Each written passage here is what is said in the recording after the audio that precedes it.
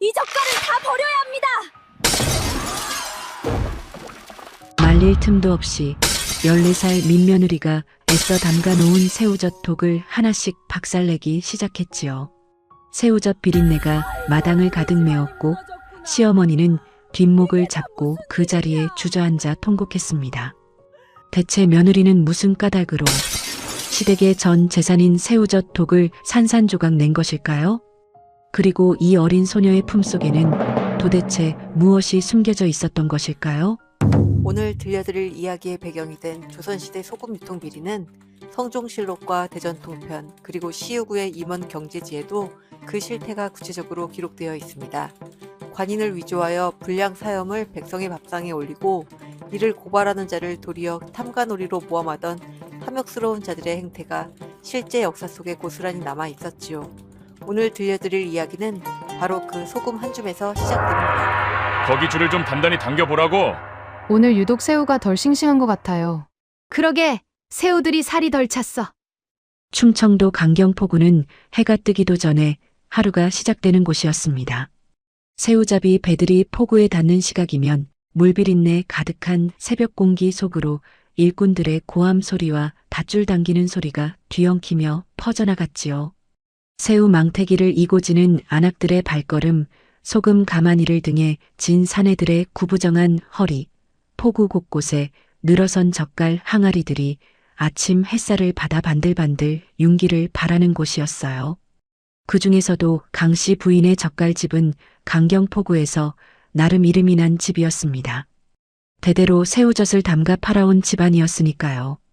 남편을 일찍 여의고 외아들 봉채 하나만을 붙잡고 새벽마다 부엌에 불을 지피며 버텨온 세월이 어언 15년이었던 것입니다. 강씨 부인에게 이 젓갈집은 단순한 생계가 아니었지요. 죽은 남편이 남겨준 전부였고 봉채를 먹이고 입힌 버팀목이었으며 자신이 살아있다는 증거나 다름없는 곳이었던 것이랍니다. 이른 새벽이면 강씨 부인은 누가 깨우지 않아도 스스로 눈을 떴습니다. 아직 닭도 울지 않은 시각에 일어나 앞치마를 두르고 부엌으로 향하는 것이 평생을 두고 몸에 밴 습관이었지요. 아궁이에 불씨를 살리고 첫 솥을 올리는 동안 마당 한편에 줄지어 선 새우젓 독들을 눈으로 훑어보는 것도 빠뜨리지 않았습니다. 항아리 하나하나에 금이 가지는 않았는지 뚜껑이 제대로 덮여 있는지를 살피는 그 눈빛에는 평생을 버텨온 여인의 무게가 고스란히 담겨 있었지요. 외아들 봉채도 어릴 때부터 그 곁에서 자랐습니다. 16살이 된 지금도 봉채는 어머니가 마당에 나오기 전에 먼저 일어나 독 주변을 쓸고 소금 가마니를 정리하는 것으로 하루를 시작했어요. 그를 배우지 못한 것이 흠이라면 흠이었으나 성실하기로는 포구에서 딸을 자가 없다는 말을 들을 만큼 부지런한 아이였습니다. 말이 없고 표현이 서툴렀지만 어머니를 향한 마음만큼은 누구보다 깊었던 것이지요. 그런 강씨 집에 14살 김서아가 민며느리로 들어온 것은 바로 그의 이른 봄의 일이었던 것입니다. 봄비가 내린 다음 날 아침 질척한 포구길을 따라 살인문 앞에 선 서아의 모습을 강씨 부인은 첫눈에 알아보았지요. 키가 작고 몸이 가냘팠으며 입고 온 옥색 무명 치마 저고리는 빛이 발에 군데군데 올이 풀려 있었어요.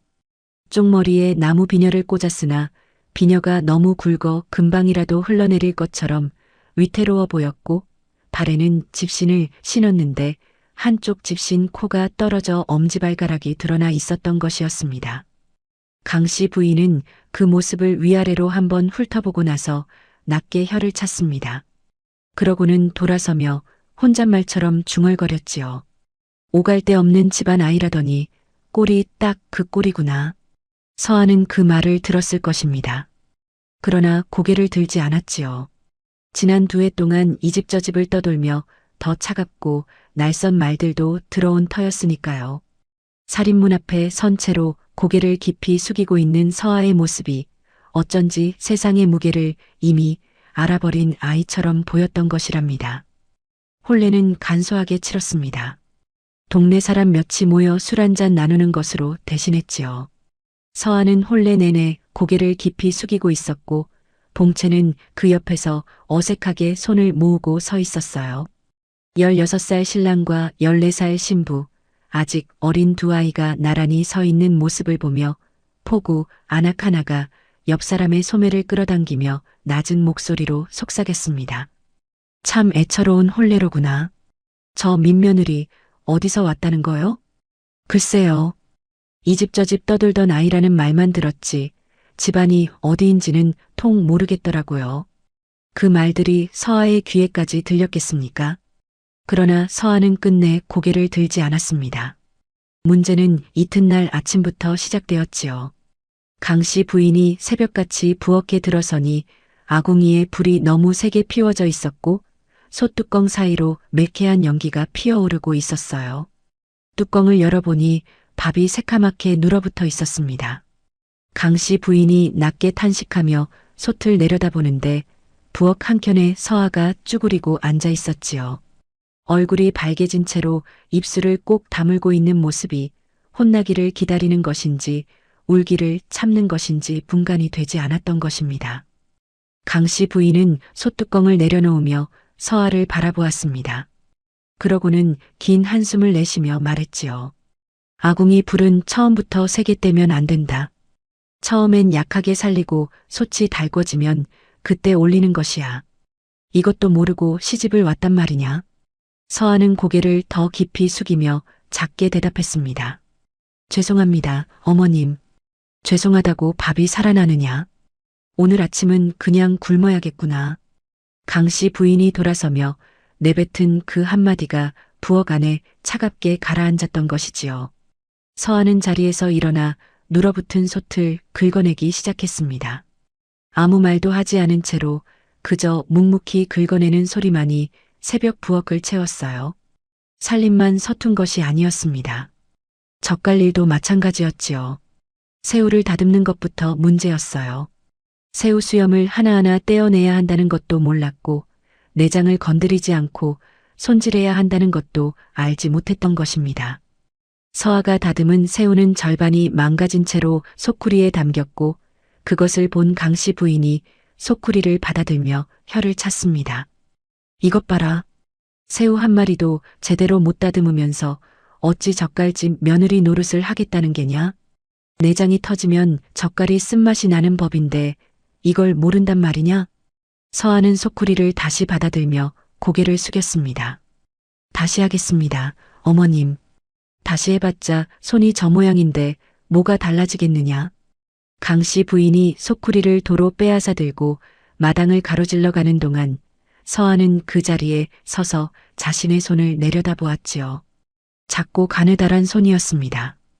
이 집 저 집을 떠도는 동안 거칠어지기는 했어도 젓갈 일을 해본 손은 아니었던 것이에요. 소금 치는 법도 몰랐습니다. 새우 한 켜에 소금 한 켜를 고루 올려야 하는데 서아는 소금을 너무 한꺼번에 쏟아버렸지요. 강씨 부인이 달려와 손을 내저었습니다. 얘야, 소금이 귀한 줄 알기나 하느냐? 너무 짜면 새우가 다 녹아버리고 젓갈 맛이 쓰라려서 못 먹는다는 걸 모른단 말이냐? 몰랐습니다, 어머님. 소금을 많이 쳐야 잘 절여지는 줄만 알았습니다. 많이 치면 잘 되는 줄 알았다고? 세상에 이런 며느리를 봤나? 강씨 부인은 그날 하루 종일 입안에서 소금 아깝다는 말을 달고 살았던 것이랍니다. 서아는 그 말을 들으며 엎어진 소금을 손으로 쓸어 담았습니다. 무릎을 꿇고 마당 바닥에 흩어진 소금 한 알 한 알을 줍는 동안 서아는 아무 말도 하지 않았어요. 소문은 금세 퍼졌지요. 강경, 포구 안악들이 우물가에 모이면 어김없이 강씨 집 민며느리 이야기가 나왔습니다. 새우도 못 다듬고 소금도 못 친다지요? 그 손으로 어찌 젓갈집 살림을 하겠소? 어디서 굴러온 아이인지는 몰라도 강씨 부인이 잘못 들인 것이요. 봉채가 불쌍하지 않소? 밥도 태우고 소금도 쏟아붓고 저러다 강씨 집 망하는 것 아니겠소? 그 말들이 우물에서 길어올린 물처럼 포구 골목골목으로 퍼져나갔습니다. 서아는 그 말들을 모르지 않았지요. 포구가 좁으니 귀에 들어오지 않으려야 않을 수가 없었던 것이에요. 그러나 서아는 우물가를 지날 때도 고개를 들지 않았습니다. 마을 안악들의 시선이 등 뒤에 따라붙어도 걸음을 멈추지 않았지요. 이미 지난 2해 동안 이보다 더 차갑고 날선 말들도 들어온 터였으니까요. 그러나 봉채만은 달랐습니다. 어느 날 낮 서아가 젓갈 동옆에서 소쿠리를 무릎에 얹고 혼자 새우를 다듬고 있었지요. 손이 느리고 모양이 영 엉성했습니다. 마침 지나가던 봉채가 그것을 보고 발걸음을 멈추었어요. 잠시 서아의 손을 바라보던 봉채가 말없이 그 옆에 쭈그려 앉더니 새우 하나를 집어들었습니다. 이렇게 잡고 엄지로 여기를 살짝 누르면서 떼면 돼. 힘을 세게 주면 안 되고. 서아는 봉채의 손을 바라보았습니다. 그러고는 천천히 따라해 보았지요. 처음보다는 조금 나은 모양새가 나왔어요. 이렇게요? 응. 그렇게 하면 돼. 봉채는 더 말하지 않았습니다. 그저 자기 할 일을 하러 자리를 떴지요. 말이 짧고 표현이 서툰 봉채의 가르침이었습니다. 그러나 그 짧은 시간이 서아에게는 강 씨 집에 들어온 이후 처음으로 숨통이 트이는 순간이었던 것이랍니다. 누군가 혼을 내거나 한숨을 쉬는 것이 아니라 그저 말없이 곁에 앉아 방법을 보여주는 사람이 생긴 것이었으니까요. 밤이 되면 강 씨 부인도 봉채도 잠이 들었습니다. 폭우의 하루는 새벽에 시작되어 일찍 끝나는 법이었으니까요. 집안이 고요해지면 서아는 그제야 조심스럽게 몸을 일으켰지요. 이불 속 깊은 곳에 감추어둔 무언가를 꺼내는 것이 밤마다 하는 일이었습니다. 낡고 빛바랜 그것은 손때가 까맣게 베어 있었고 모서리가 닳아 헤어진 흔적이 역력했어요. 누군가 오랜 세월 얼마나 자주 꺼내 들여다보았는지 알 것 같은 모양새였지요. 서아는 그것을 등불 가까이 가져갔습니다. 가느다란 등불빛 아래 그것을 들여다보는 서아의 눈빛은 낮과는 전혀 달랐던 것이었습니다. 살림을 못한다고 구박을 받을 때도 우물가 안악들이 수군거릴 때도 무표정하게 버티던 그 얼굴이 등불 아래서만큼은 무언가를 꾹꾹 눌러 참는 사람의 얼굴로 바뀌었지요. 눈가가 붉어졌지만 눈물은 흘리지 않았어요. 그저 손끝으로 천천히 그것을 쓸어내리며 낮게 중얼거렸습니다. 아버지. 그 한마디뿐이었지요. 더는 말이 없었습니다. 무엇인지, 아버지가 누구인지, 왜 그것을 품에 넣고 다니는지 그 어떤 것도 드러나지 않았어요. 다만 그것을 볼 때마다 서아의 눈빛이 달라진다는 것만은 분명했지요. 낮에 구박을 받아도 흔들리지 않던 그 눈빛이 등불 아래서는 무언가를 향해 단단하게 굳어지는 것이었습니다. 그리고 그 눈빛은 절망의 빛이 아니었습니다. 기다리는 자의 눈빛이었지요. 언제까지 무엇을 기다리는 것인지는 아직 아무도 알 수 없었던 것이랍니다. 봄이 지나고 초여름이 다가오자 강경포구는 또 다른 분주함으로 들끓기 시작했습니다. 새우젓 담그는 계절이 돌아온 것이었지요. 강경포구에서 새우젓 담그는 시기는 1년 중 가장 중요한 때였어요. 봄에 잡은 오젓, 여름에 잡은 육젓, 가을에 잡은 추젓 중에서도 초여름의 육젓은 살이 통통하게 오른 새우로 담가 맛이 가장 깊다 하여 한양 대갓집에서도 으뜸으로 쳐주는 것이었던 것입니다. 강경 포구 젓갈집들은 이 시기 한 달을 위해 1년을 준비한다고 해도 지나친 말이 아니었지요. 포구 전체가 새우젓 철을 맞아 술렁이는 분위기였습니다. 새벽마다 새우잡이 배들이 금강물길을 타고 들어오면 포구는 순식간에 사람들로 가득 찼어요. 새우 망태기를 내리는 일꾼들의 고함 소리, 흥정하는 상인들의 목소리, 소금 가마니를 지고 오가는 발걸음 소리가 뒤엉켜 포구는 하루 종일 시끌벅적했지요. 그 소리들이 강씨 집 마당까지 넘어올 때면 강씨 부인의 발걸음도 덩달아 빨라지는 것이었습니다. 강씨 부인은 이 시기만 되면 눈빛이 달라졌어요. 평소에도 부지런한 사람이었지만 새우젓 담그는 철이 되면 새벽 2시도 되기 전에 일어나 포구로 나가는 것이 몸의 밴 습관이었습니다. 올해는 특히 더 공을 들일 참이었지요. 지난해 흉년으로 젓갈값이 크게 올랐고 올해 새우젓만 잘 담그면 묵은 빚도 갚고 낡은 독도 새로 들릴 수 있겠다는 희망이 생겼으니까요. 강 씨 부인이 그 희망을 얼마나 오래 품어왔는지는 봉채만이 알고 있었던 것이에요. 어머니가 밤마다 독 앞에 서서 중얼중얼 셈을 맞추는 모습을 봉채는 어릴 때부터 보아왔으니까요. 올해만 잘 되면 된다. 올해만 잘 되면 된다. 그 말이 강 씨 부인의 마음속에 얼마나 깊이 박혀 있었겠습니까? 그러던 어느 날 이른 아침 조만술의 하인들이 소금 가마니를 짊어지고 강 씨 집 살인문을 들어섰습니다. 가마니가 하나둘 마당에 쌓이기 시작하자 강 씨 부인의 얼굴에 흡족한 빛이 돌았지요. 조만술은 강경포구에서 소금 유통을 독점하고 있는 객주였어요. 포구의 젓갈집들은 거의 모두 그에게서 소금을 납품받는 것이었는데 조만술의 소금에는 관청의 품질 검사를 통과했다는 관인이 선명하게 찍혀 있었습니다. 그 관인이 있어야만 제대로 된 관염이라는 증거가 되는 것이었지요. 관인 없는 소금을 썼다가는 밀수 소금을 쓴 것으로 몰려 관가에 잡혀갈 수도 있었으니 포구 젓갈집들은 값이 조금 비싸도 눈을 감고 조만술의 소금을 사야만 했던 것이에요. 강 씨 부인은 가마니를 하나씩 짚어보며 관인을 확인했습니다. 붉은 빛깔의 관인이 가마니마다 선명하게 찍혀 있었지요. 강 씨 부인은 고개를 끄덕이며 하인에게 물었어요. 올해도 제때 왔구나. 가마니가 몇 개냐? 하인이 허리를 굽히며 대답했습니다.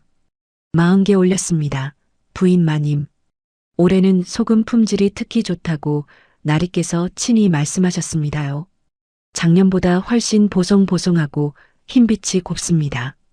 강 씨 부인은 가마니 하나를 손으로 주물러 보았어요.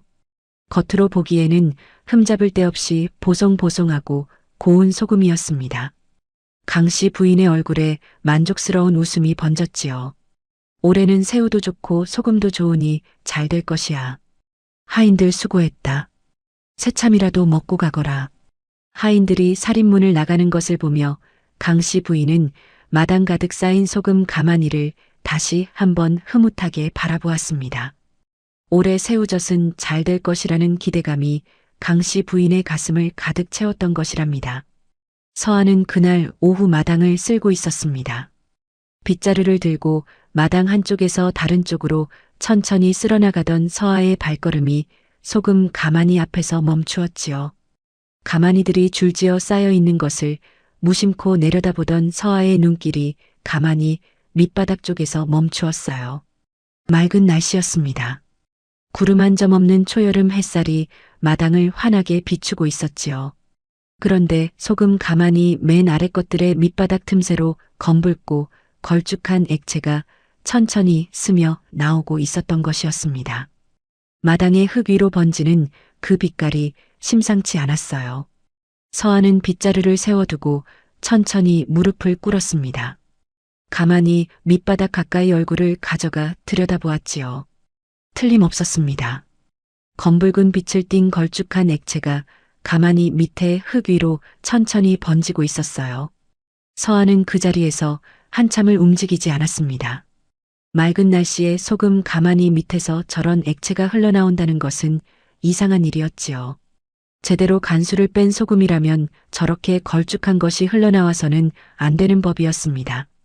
간수가 충분히 빠지지 않은 소금에서 나오는 빛깔이었어요. 서아의 미간이 좁아졌습니다. 무언가가 머릿속 한켠을 건드리는 느낌이었지요. 그것이 정확히 무엇인지는 아직 말로 표현할 수 없었습니다. 다만 이 광경이 어딘가 낯설지 않다는 것만은 분명하게 느껴졌던 것이에요.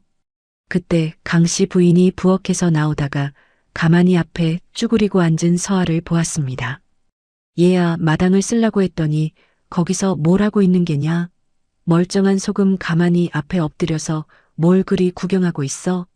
서아는 얼른 일어서며 조심스럽게 입을 열었지요. 어머님, 소금 가만히 밑에서 이상한 것이 흘러나오는 것 같습니다. 맑은 날씨인데도 검붉은 것이 번지고 있어요. 강씨 부인은 피식 웃으며 손을 내저었습니다. 간수가 조금 흘러나오는 것이야. 소금 가마니에서 흔히 있는 일이다. 쓸데없는 것에 신경 쓰지 말고 어서 마당이나 쓸어라. 새우젓 담글 준비가 얼마나 많은데 거기서 너클 놓고 있느냐. 서하는 입을 다물었어요. 강씨 부인이 안으로 들어가는 것을 보며 다시 가만히 밑바닥을 내려다보았습니다. 흔한 일이라고 했지만 서하의 눈에는 그 빛깔과 양이 예사롭지 않게 보였지요. 그러나 아직 확신이 없었습니다. 섣불리 말을 꺼냈다가 또 구박을 받을 것이 뻔했으니까요. 서하는 빗자루를 다시 들어 마당을 쓸기 시작했습니다. 그러나 손이 움직이는 동안에도 눈은 자꾸만 소금 가마니 쪽으로 향했던 것이랍니다. 이틀 뒤 강씨 부인은 이른 새벽부터 새우젓을 담그기 시작했습니다. 포구에서 가장 싱싱한 새우를 사들여 손질한 것이 어느덧 큰 소쿠리로 10개가 넘었지요. 봉채가 빈 독들을 마당에 늘어놓는 동안 강씨 부인은 새우 한 켜, 소금 한 켜를 번갈아 올리며 독을 채워나갔어요. 서하도 그 곁에서 강씨 부인이 시키는 대로 새우 소쿠리를 날랐습니다. 새우젓 독이 하나하나 채워지는 동안 강씨 부인의 입에서는 콧노래가 흘러나왔지요. 이 집안에서 강씨 부인이 콧노래를 부르는 것을 봉채도 서하도 처음 보는 일이었습니다.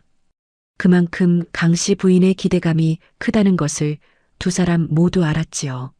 마지막 독의 뚜껑을 덮고 나서 강씨 부인은 두 손을 탁 털며 흡족하게 웃었어요. 올해는 잘 될 것 같구나. 소금도 넉넉히 들였고 새우도 좋은 것으로 골랐으니. 봉채야, 이번 육전만 잘 되면 우리 집도 숨통이 트일 것이야. 봉채가 고개를 끄덕이며 독들을 다시 한번 살펴보았습니다. 어머니, 잘 될 겁니다. 올해 새우가 유난히 살이 올랐던데요. 강씨 부인이 봉채의 어깨를 한번 두드렸지요. 서하는 그 모습을 바라보며 독 앞에 서 있었습니다. 줄지어 선 독들을 바라보는 서하의 눈빛에 무언가 어두운 것이 스쳤지만 강씨 부인도 봉채도 그것을 알아채지 못했던 것이에요. 새우젓을 담근 지 반나절이 지났을 무렵이었습니다. 서하가 빨래를 거들어 마당을 가로지르다가 새우젓 독 앞에서 발을 멈추었지요. 독 위로 무언가가 치밀어 오르고 있었어요. 처음에는 발효가 시작되는 것인가 싶었습니다. 새우젓이 익어가면서 거품이 생기는 것은 자연스러운 일이었으니까요. 그러나 자세히 들여다보니 예사로운 것이 아니었지요. 탁하고 비린내가 섞인 흰 거품이 독 위로 부글부글 솟아오르고 있었던 것이었습니다. 발효의 거품은 맑고 잔잔하게 올라오는 것인데 지금 독 위에서 솟아오르는 것은 빛깔이 흐리고 거품이 유난히 크고 빠르게 올라오고 있었어요.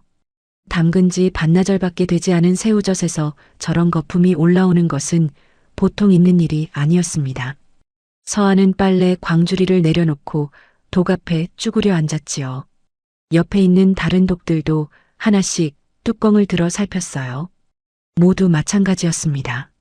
크고 작은 독마다 표면 위로 탁한 거품이 부글거리며 올라오고 있었지요. 서하의 미간이 깊게 좁아졌습니다. 납품 당일 소금 가마니 밑에서 보았던 검붉은 액체가 다시 머릿속을 스쳤지요. 그것과 이것이 연결되는 것인지도 몰랐습니다. 서하는 주변을 살폈어요.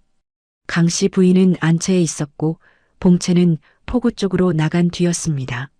아무도 없는 것을 확인한 서하는 손끝으로 독 안의 국물을 조심스럽게 찍어 혀에 댔지요. 짠맛이 먼저 왔습니다. 강하고 굵은 짠맛이었어요. 그런데 그 뒤였지요. 짠맛이 가시고 난 자리에 무언가 지독한 것이 남았습니다. 목구멍을 찌르는 듯한 쓴맛이었어요. 혀 위에 텁텁하고 불쾌한 느낌이 한참을 가시지 않았지요. 서하는 손등으로 입술을 닦으며 천천히 일어섰습니다. 소금 가마니 밑에 검붉은 액체, 독 위에 탁한 거품, 그리고 지금 혀끝에 남은 이 쓴맛이 머릿속에서 하나씩 연결되기 시작했어요. 아직 확신할 수는 없었습니다. 그러나 이것이 보통 일이 아니라는 것만은 분명하게 느껴졌던 것이었습니다. 서하는 빨래 광주리를 다시 들어 올렸습니다. 아무 일도 없었다는 듯 빨래를 걷기 시작했지요. 그러나 손이 움직이는 동안 머릿속은 조금도 쉬지 않았어요. 저 독들이 이대로 팔려나간다면 어떻게 될 것인가. 한양 대갓집 밥상에 저 새우젓이 올라간다면 어떻게 될 것인가? 그리고 그것이 탄로 났을 때 강씨 집에 어떤 일이 닥칠 것인가? 그 생각이 머릿속을 쉬지 않고 맴돌았던 것이지요. 그날 밤 강씨 부인과 봉채가 잠든 뒤 서한은 여느 때보다 훨씬 일찍 몸을 일으켰습니다. 집안에 고요가 내려앉기를 기다렸다가 이불 속에서 유품을 꺼내 등불 앞으로 가져갔지요. 손끝으로 천천히 넘기던 서아의 손이 한 곳에서 멈추었어요. 오래 들여다본 탓에 그 부분의 종이가 다른 곳보다 더 달아 있었습니다. 서아는 그것을 등불 가까이 가져가 한 글자 한 글자 눈으로 짚어 내려갔지요. 낮에 혀끝에서 느꼈던 그 쓴맛이 아직도 남아 있었어요. 소금 가만히 밑에서 흘러나오던 검붉은 액체도 독 위에서 부글거리던 탁한 거품도 눈앞에 선하게 떠올랐습니다. 아버지가 남긴 것 속에서 읽었던 내용들이 오늘 마당에서 본 것들과 하나씩 맞아 들어가는 것 같았지요. 서아의 눈빛이 흔들렸다가 다시 굳어졌어요. 확인해야 했습니다. 한 가지만 더 확인하면 됐지요. 서아는 유품을 덮어 다시 품속에 감추었습니다. 그러고는 등불을 끄지 않은 채로 무릎을 세우고 앉아 밤을 지새웠어요. 마당에 줄지어 선 새우젓 독들이 눈앞에 선하게 떠올랐습니다. 저 독들이 어떻게 될 것인지, 그리고 자신이 무엇을 해야 할 것인지를 서하는 그 밤 내내 생각했던 것이랍니다. 창호지 사이로 새벽빛이 스며들기 시작할 때까지 서하는 자리에서 일어나지 않았습니다. 뜬 눈으로 밤을 지새운 얼굴이었지만 눈빛만은 아침 햇살처럼 또렷하게 깨어 있었지요. 서하는 마지막 한 가지를 확인해야 했던 것이에요. 그리고 그것이 자신의 짐작과 같다면 더 이상 머뭇거릴 시간이 없다는 것을 서하는 알고 있었던 것이었습니다. 14살 소녀의 가슴 속에서 무언가가 단단하게 굳어지고 있었지요. 그것이 두려움인지 결심인지는 서하 자신도 알 수 없었던 것이랍니다. 다음 날 새벽이었습니다. 강씨 부인이 아직 잠들어 있는 시각, 봉채도 아직 눈을 뜨지 않은 깊은 새벽이었지요. 서하는 조용히 자리에서 일어나 맨발로 마당으로 나갔어요. 초여름 새벽 공기가 발바닥을 차갑게 적셨지만 서하는 아랑곳하지 않았습니다. 마당 한편에 줄지어 선 새우젓 독들 앞으로 천천히 걸어갔지요. 독들은 뚜껑이 덮인 채로 고요하게 서 있었습니다. 서하는 맨 앞에 선 독 앞에 무릎을 꿇고 앉아 뚜껑을 살며시 들어 올렸어요. 새벽 공기 속으로 비린내가 번졌지요. 서하는 얼굴을 독 가까이 가져가 안을 들여다보았습니다. 어젯밤에 보았던 탁한 거품이 밤새 더 심해져 있었어요. 독 안의 새우들이 어딘가 이상해 보였습니다. 담근 지 하루밖에 되지 않았는데 새우 머리 부분이 벌써 거뭇하게 변해가고 있었지요. 서하는 손끝으로 새우 하나를 집어 올렸습니다. 손가락으로 살짝 힘을 주자 새우 머리가 흐물하게 뭉그러졌어요. 제대로 된 소금에 절인 새우라면 이틀이 지나도 저렇게 쉽게 뭉그러져서는 안 되는 법이었습니다. 서하의 입술이 굳게 다물렸지요. 어젯밤 내내 머릿속을 맴돌던 생각이 이제 확신으로 굳어지는 순간이었어요. 이것은 보통 소금이 아니었습니다. 서하는 새우를 다시 독 안에 넣고 뚜껑을 덮었지요. 그러고는 천천히 일어서서 나머지 독들을 하나씩 살폈어요. 크고 작은 독 모두가 마찬가지였습니다. 하나같이 탁한 거품이 올라오고 있었고 새우들은 하나같이 머리부터 검게 변해가고 있었던 것이었지요. 서하는 마지막 독 앞에서 한동안 서 있었습니다. 동쪽 하늘이 아주 희미하게 밝아오기 시작했어요. 포구에서 첫 배가 들어오는 소리가 멀리서 들려왔지요. 서하는 그 소리를 들으며 마음속으로 셈을 맞추었습니다. 오늘 중으로 한양 대행수가 온다는 말을 어젯밤 강씨 부인이 봉채에게 하는 것을 들었던 것이에요.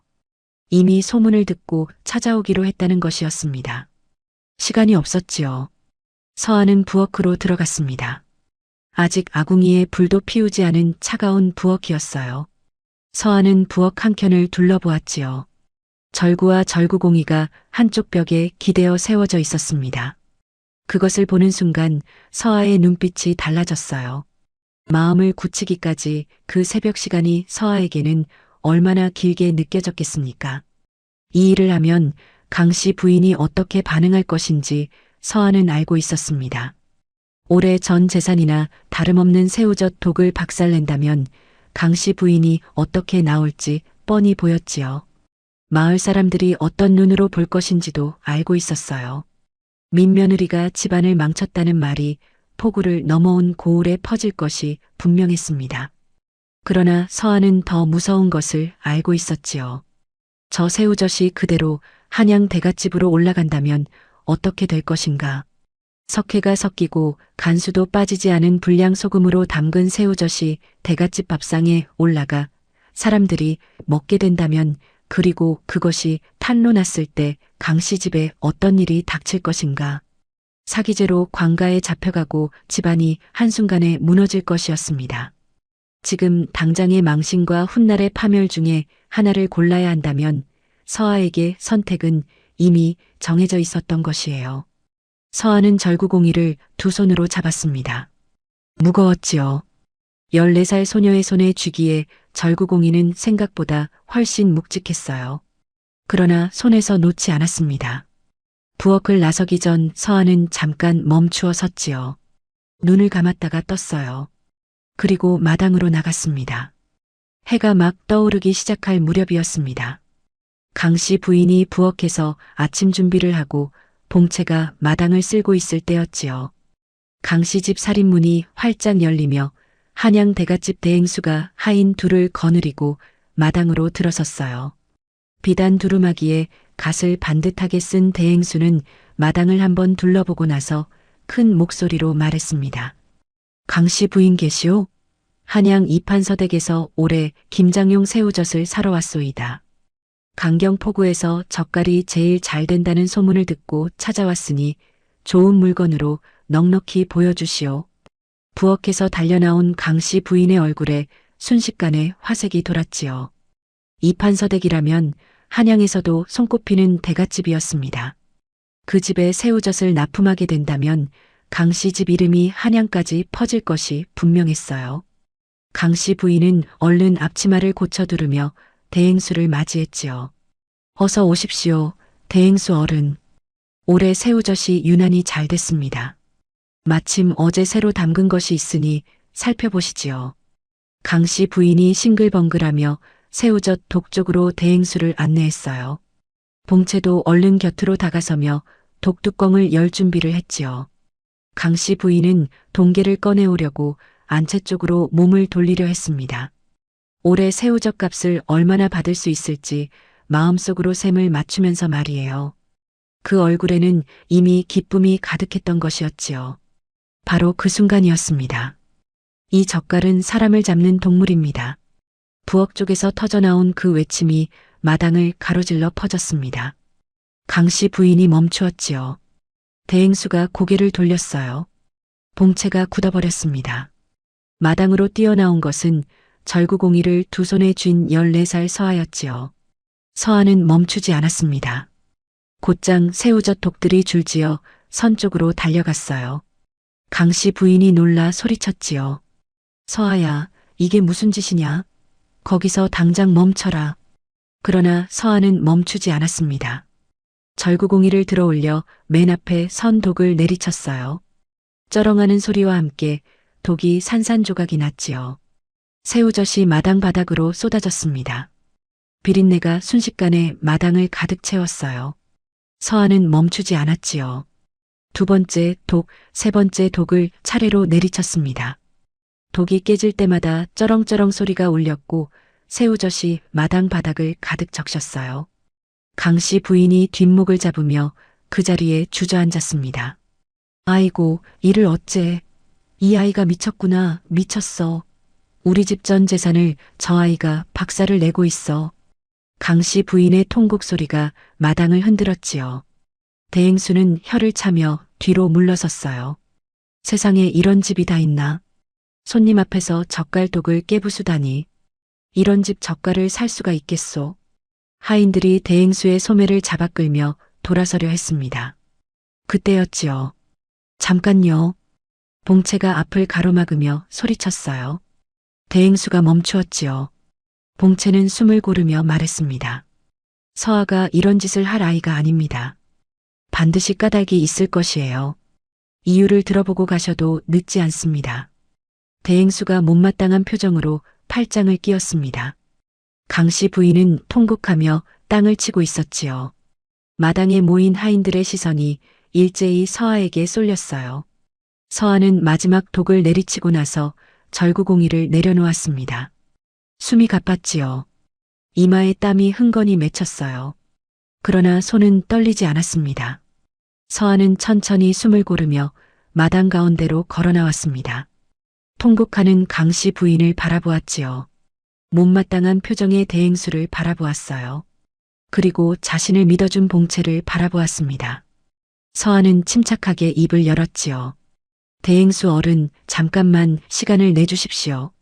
제가 왜 이 일을 했는지 지금 당장 눈으로 보여드리겠습니다. 대행수가 눈살을 찌푸리며 팔짱을 더 단단히 꼈어요. 일개 며느리가 무엇을 보여준다는 것이요? 제가 틀렸다면 어떤 벌도 달게 받겠습니다. 단 한 가지만 확인해 주십시오. 서아는 봉채를 돌아보며 말했습니다.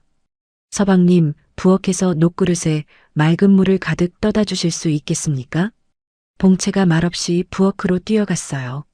강씨 부인은 땅을 치며 통곡하다가 서아가 무언가 하려는 것을 보고 울음을 멈추었습니다. 봉채가 녹그릇에 맑은 우물물을 가득 떠서 돌아왔지요. 서아는 그것을 받아들고 마당 가운데에 내려놓았어요. 그러고는 깨진 독더미 쪽으로 걸어가 쏟아진 소금 한 줌을 집어들었습니다. 손바닥에 소금을 얹어 대행수 앞에 내밀었지요. 대행수 어른, 이 소금을 보십시오.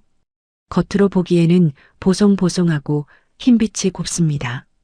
하지만 물에 넣어보면 진실이 드러납니다. 서아는 손바닥에 소금을 녹그릇 안으로 천천히 흘려 넣었어요.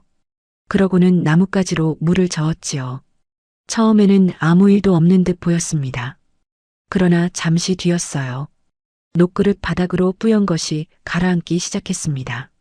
석회가루와 흙모래가 물속에서 분리되어 바닥에 켜켜이 쌓이는 것이었지요. 맑았던 물이 순식간에 뿌옇게 흐려졌어요.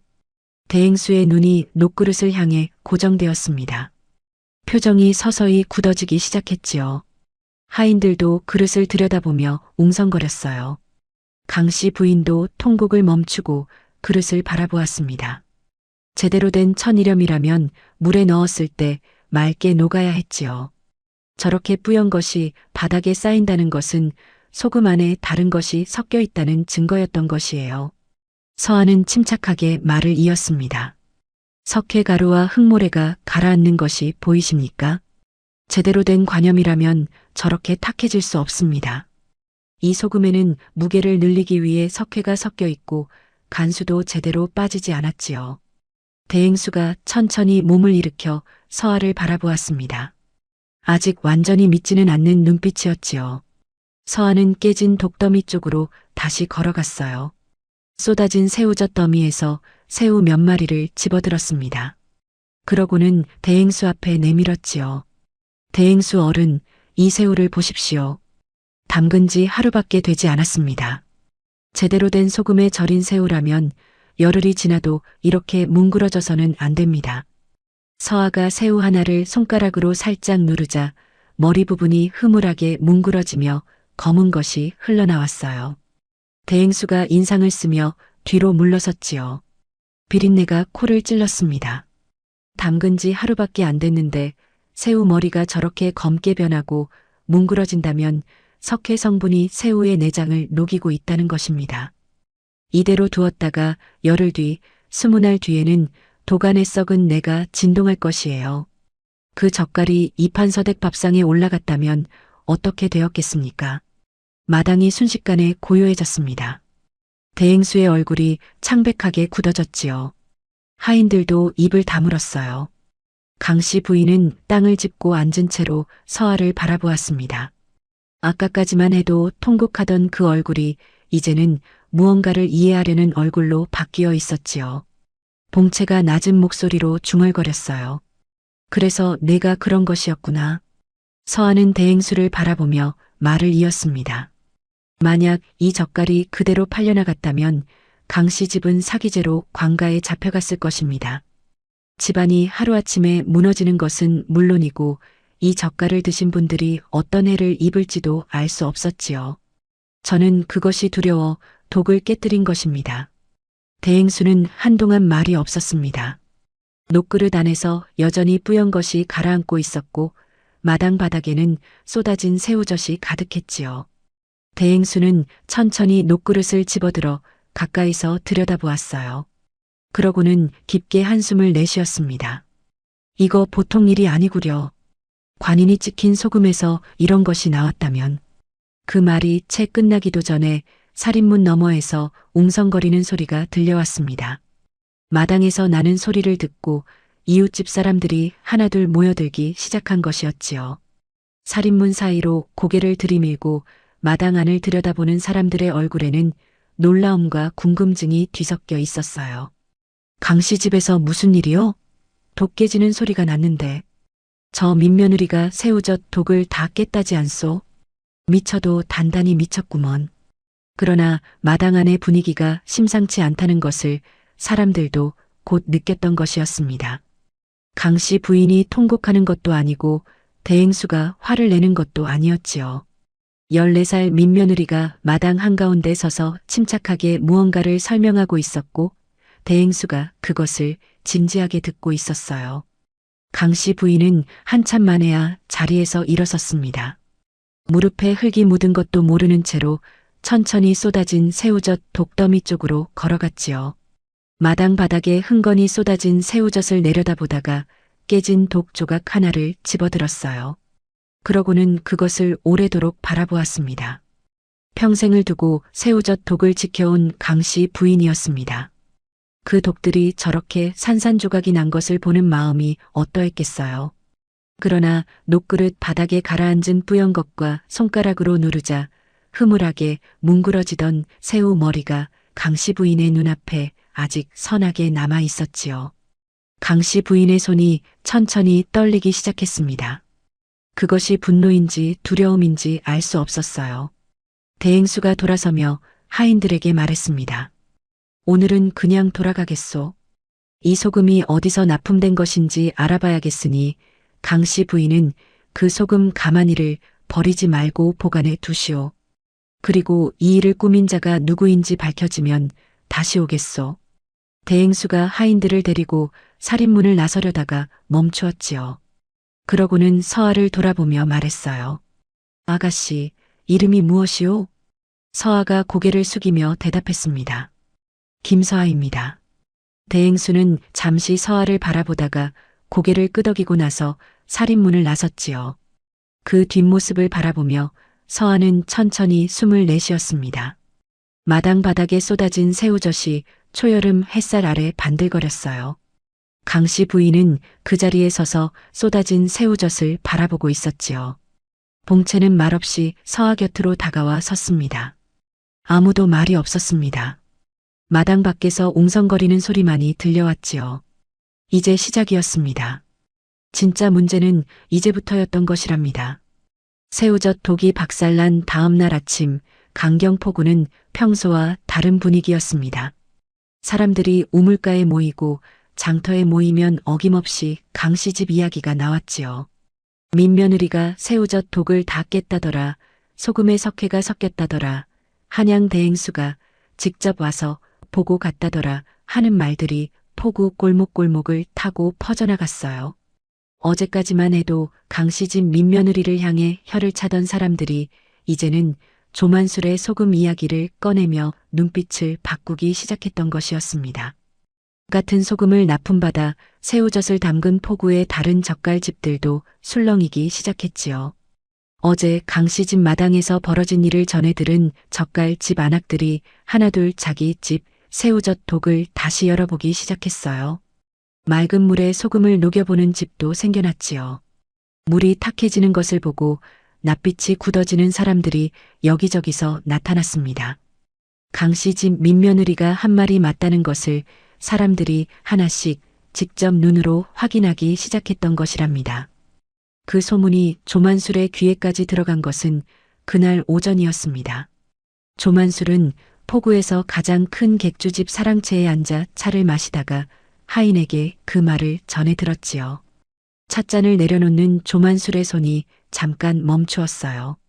그러나 표정은 크게 흔들리지 않았습니다. 수십 년을 포구에서 살아온 자였지요. 이런 상황이 처음이 아니었던 것이에요.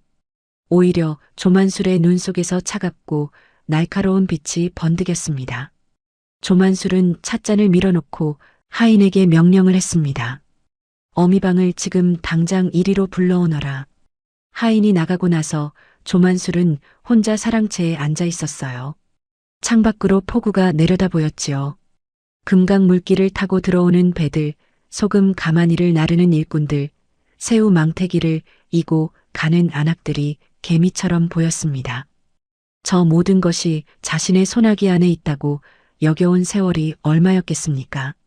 강경 포구의 소금 유통을 손에 쥔 지 15년이 넘었지요.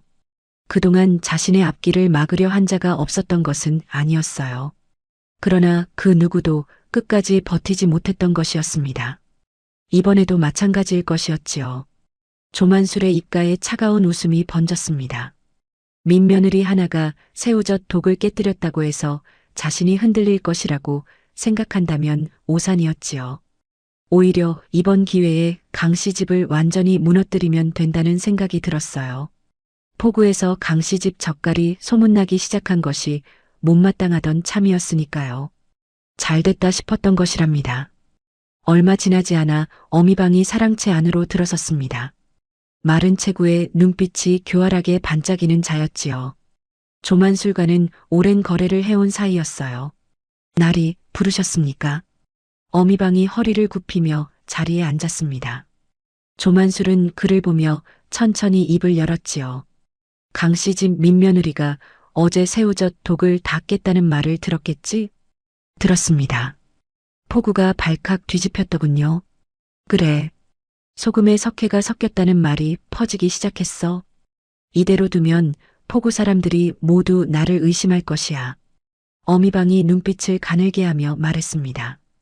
어찌하실 참이십니까, 나리? 조만술은 찻잔을 다시 들어올리며 낮은 목소리로 말했어요. 강씨 집이 밀수 소금을 쓰다가 들키자 나한테 뒤집어 씌우려 한다고 관아에 고발장을 올려. 피해자가 먼저 목소리를 높여야 가해자가 되는 법이지. 그리고 강씨 집 봉채를 관아로 끌어와. 봉채가 관아에 끌려가면 강씨 집은 손을 쓸 수 없게 될 것이야. 어미방은 잠시 생각하는 듯 하다가 고개를 끄덕였지요. 장부 조작은 제가 알아서 하겠습니다. 강씨 집이 밀수 소금을 구매한 것처럼 꾸미면 되겠군요. 빠를수록 좋아. 오늘 안으로 움직여. 조만술의 목소리는 낮고 차분했습니다. 그러나 그 안에 담긴 냉혹함은 어미방도 잘 알고 있었지요. 어미방은 허리를 깊이 굽히고 사랑채를 나섰어요. 조만술은 그 뒷모습을 바라보다가 다시 창밖으로 시선을 돌렸습니다. 포구가 내려다 보이는 창밖 풍경은 여전히 평화로워 보였지요. 그러나 강씨 집에서는 폭풍이 시작되려 하고 있었던 것이에요. 강씨 집은 새우젓 독사건 이후 하루 종일 무거운 분위기였습니다. 강씨 부인은 아침부터 마당에 나와 쏟아진 새우젓 자국을 닦아내며 입을 꾹 다물고 있었지요. 봉채는 깨진 독조각들을 한쪽으로 치우면서 어머니의 눈치를 살폈어요. 서아는 부엌에서 점심 준비를 하며 아무 말도 하지 않았습니다. 강씨 부인이 서아를 대놓고 나무라지 않은 것은 녹그릇 바닥에 가라앉던 뿌연 석회 가루가 아직도 눈에 선했기 때문이었지요. 그러나 그렇다고 완전히 마음이 풀린 것도 아니었어요. 평생 가꾸어온 새우젓 독들이 한꺼번에 박살난 것을 보는 마음이 하루 사이에 가라앉을 수는 없었던 것이었습니다. 강씨 부인은 마당을 닦으면서도 가끔씩 한숨을 내쉬었지요. 그 한숨 소리가 부엌까지 들렸지만 서아는 고개를 들지 않았어요. 그렇게 오후가 되었을 때였습니다. 강씨 집 살인문이 거칠게 열리며 어미방이 포졸 둘을 데리고 마당으로 들어섰지요. 어미방은 마당 한가운데 서서 큰 소리로 외쳤어요. 봉채는 어디 있느냐? 관아의 명으로 왔다. 강씨 부인이 놀라 부엌에서 달려나왔습니다.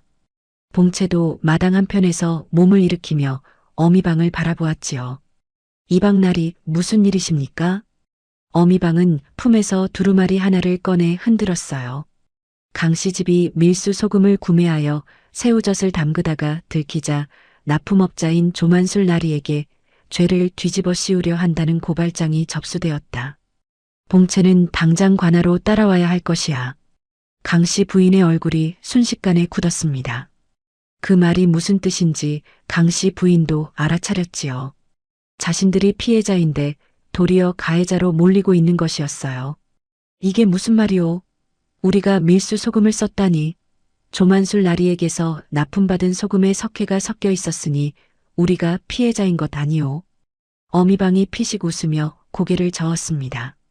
강씨 부인, 장부를 보시오. 강씨 집이 밀수 소금을 따로 구매한 기록이 관아 장부에 버젓이 남아있어. 조만술 나리의 소금에는 아무 문제가 없었다는 것도 이미 확인이 되었고, 어서 봉채를 내보내시오. 강씨 부인이 포졸들 앞을 막아서며 소리쳤어요. 이런 날벼락이 어디 있소? 우리가 무슨 밀수 소금을 샀단 말이오. 장부가 어디 있으면 내 눈으로 직접 보겠소. 포졸 하나가 강씨 부인의 팔을 잡아 옆으로 밀어냈습니다. 강씨 부인이 비틀거리며 뒤로 물러섰지요. 봉채가 어머니 쪽으로 달려가며 소리쳤어요. 어머니. 그 순간 다른 포졸이 봉채의 팔을 잡아 끌었습니다. 봉채가 버둥거렸지만 포졸의 힘을 16살 소년이 당해낼 수는 없었지요. 강씨 부인이 포졸의 뒤를 잡으며 통곡했어요. 내 아들을 어디로 데려가는 것이오? 억울하오. 우리가 무슨 죄가 있단 말이오. 어미방은 그 모습을 차갑게 내려다보며 돌아섰습니다. 살인문을 나서면서 한마디를 남겼지요. 관아에서 조사가 끝날 때까지 봉채는 돌아오지 못할 것이오. 억울하면 증거를 가져오시오. 살인문이 닫혔습니다. 강씨 부인은 그 자리에 주저앉아 통곡했어요. 봉채가 끌려가는 발소리가 멀어지는 것이 들렸지요. 마당에는 강씨 부인의 울음소리와 초여름 바람소리만 남았습니다. 서아는 부엌 문 앞에 서서 그 모든 것을 지켜보았습니다. 봉채가 끌려가는 순간에도 강씨 부인이 통곡하는 동안에도 서아는 자리를 지키고 있었지요. 그러나 서아의 눈빛은 흔들리지 않았어요. 이미 이런 일이 벌어질 수도 있다는 것을 서아는 어느 정도 예상하고 있었던 것이었습니다. 조만술이 그냥 당하고 있을 사람이 아니라는 것을 서아는 알고 있었지요. 아버지가 옥사하기 전 남긴 것 속에도 이와 비슷한 이야기가 있었으니까요. 잘못을 저지른 자가 오히려 먼저 목소리를 높여 피해자를 가해자로 뒤바꾸는 수법이었습니다. 그 수법에 당하면 증거가 없는 쪽이 죄인이 되는 법이었지요. 아버지도 그렇게 당하셨던 것이에요. 서아는 강씨 부인 곁으로 천천히 걸어갔습니다. 무릎을 꿇고 강씨 부인의 곁에 앉았지요. 강씨 부인은 통곡하면서도 서아를 바라보았어요. 그 눈빛에는 분노와 두려움과 원망이 뒤섞여 있었습니다. 서아야, 내가 독을 깨뜨리지 않았다면 이런 일이 생기지 않았을 것이야. 이게 다 어쩌다 이렇게 된 것이냐? 서아는 고개를 숙였습니다. 그 말이 틀린 말이 아니었지요. 그러나 서아는 알고 있었어요. 독을 깨뜨리지 않았더라면 강씨 집은 다른 방식으로 무너졌을 것이었으니까요. 서아는 천천히 고개를 들었습니다. 어머님, 제가 봉채 서방님을 반드시 돌아오게 하겠습니다. 어머님께서 저를 믿어주십시오.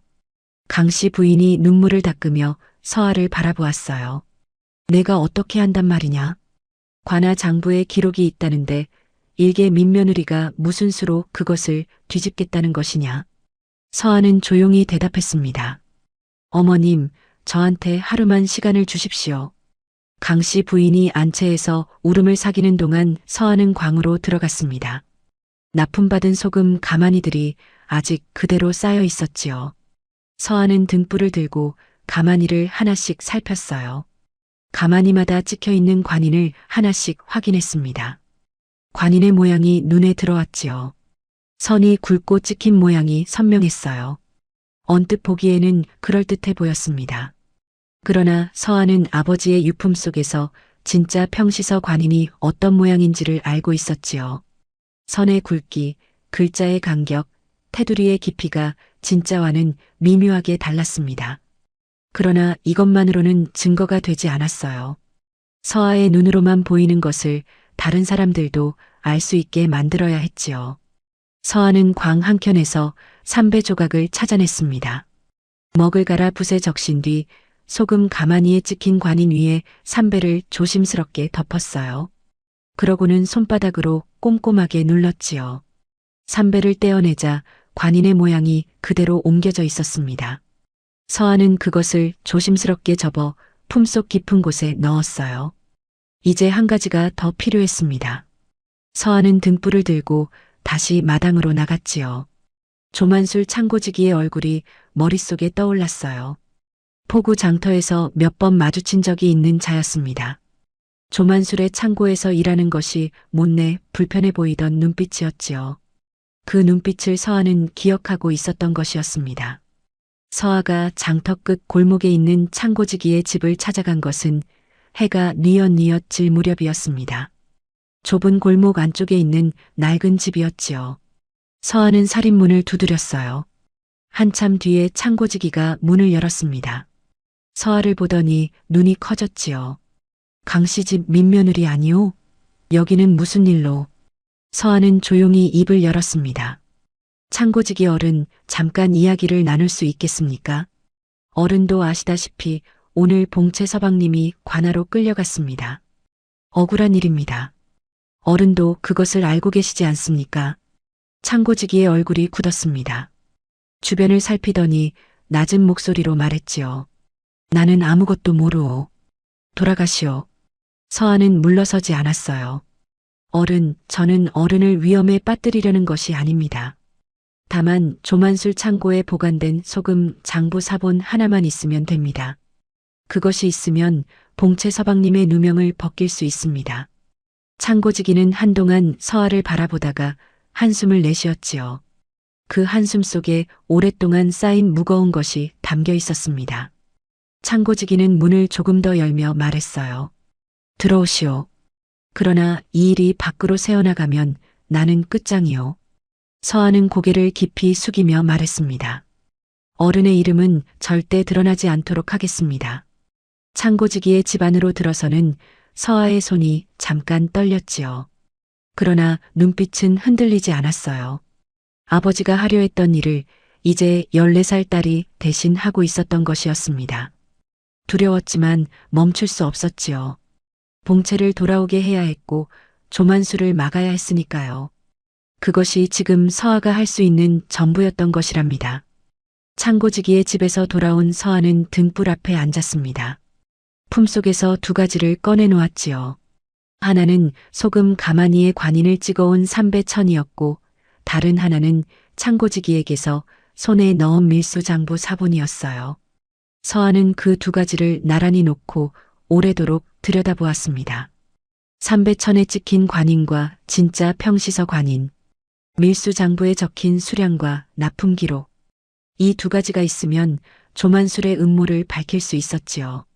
그러나 서아 혼자의 힘만으로는 부족했습니다. 이것을 증거로 인정받으려면 관에서 직접 나와 확인해야 했어요. 평시서 관리가 직접 와서 관인을 대조하고 장부를 살펴봐야 했던 것이었지요. 서아는 유품을 꺼내 펼쳤습니다. 손끝으로 한 줄을 짚었어요. 아버지가 쓴 글자들이 등불 아래 또렷하게 보였지요. 서아는 그것을 오래도록 바라보다가 눈을 감았습니다. 내일 아침 어미방 앞에 나서야 했지요. 14살 소녀가 관아의 이 방 앞에 선다는 것이 어떤 일인지 서아는 알고 있었어요. 그러나 두려움보다 더 큰 것이 있었습니다. 아버지가 하려 했던 일이 바로 이것이었으니까요. 소금에 석회를 섞어 백성들을 속이는 자를 밝혀내는 일. 그 일을 하려다 아버지는 목숨을 잃었지요. 그리고 이제 그 아버지의 딸이 같은 자리에 서 있었던 것이었습니다. 서아는 눈을 떴어요. 삼배천과 장부 사본을 다시 품속 깊은 곳에 넣었지요. 그리고 유품도 함께 넣었습니다. 내일 아침 서아는 어미방 앞에 설 것이었어요. 그리고 그 자리에서 흔들리지 않을 것이었습니다. 14살이었지만 서아는 이미 2회를 버텨온 아이였으니까요. 세상이 얼마나 차갑고 낯선 곳인지를 이미 알고 있었던 것이랍니다. 봉채가 관아로 끌려간 다음 날 아침이었습니다. 강 씨 부인은 밤새 한숨도 자지 못한 얼굴로 마루에 앉아 있었지요. 눈가가 부어 있었고 입술이 바짝 말라 있었어요. 아들이 없는 마당은 평소보다 훨씬 넓고 쓸쓸하게 느껴졌습니다. 새벽에 포구에서 들어오는 뱃소리도 일꾼들의 고함 소리도 오늘은 귀에 들어오지 않았지요. 강 씨 부인은 마당만 바라보며 앉아 있었던 것이에요. 서아는 새벽같이 일어나 부엌에 불을 지폈습니다. 강 씨 부인의 아침 밥상을 차리면서도 손이 바쁘게 움직이는 동안 머릿속은 조금도 쉬지 않았지요. 어젯밤 품속에 넣어둔 삼배청과 장보사본이 자꾸만 떠올랐어요. 그리고 그 옆에 함께 넣어둔 유품도 떠올랐습니다. 오늘 그것을 꺼내야 할 때가 왔다는 것을 서아는 알고 있었지요. 2해 동안 단 한 번도 남에게 보여준 적 없는 것을 오늘은 여러 사람 앞에 내놓아야 했던 것이에요. 서아는 밥상을 들고 마루로 나갔습니다. 강 씨 부인 앞에 상을 내려놓으며 조용히 말했지요. 어머님, 드셔야 합니다. 오늘 관아로 가려면 기운이 있어야 합니다. 강 씨 부인이 서아를 바라보았어요. 그 눈빛에는 아직도 어제의 충격이 남아 있었습니다. 관아라니, 내가 관아에 어찌 간다는 것이냐?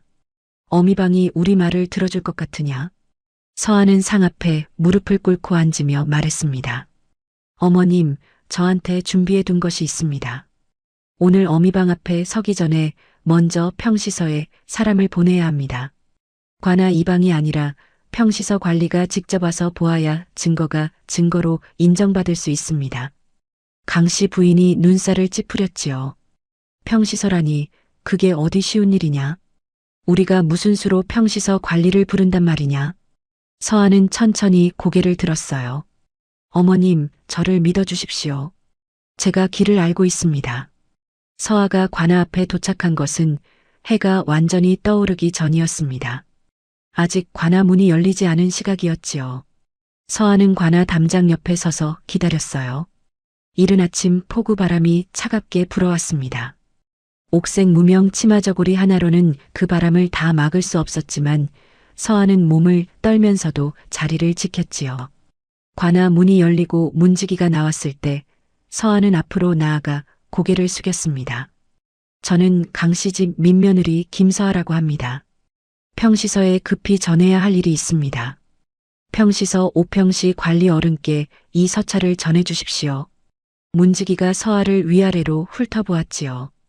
14살짜리 소녀가 이른 새벽에 관아 앞에 와서 서찰을 내미는 것이 의아했겠지만 서아의 눈빛이 워낙 또렷하고 흔들리지 않았기에 문지기도 선뜻 무시하지 못했어요. 무슨 일이냐? 강경포구에 위조관인이 찍힌 불량사염이 유통되고 있는 일입니다. 증거도 있습니다. 반드시 평시서 관리 어른께서 직접 보아야 할 일이에요. 문지기는 잠시 망설이다가 서찰을 받아들었습니다.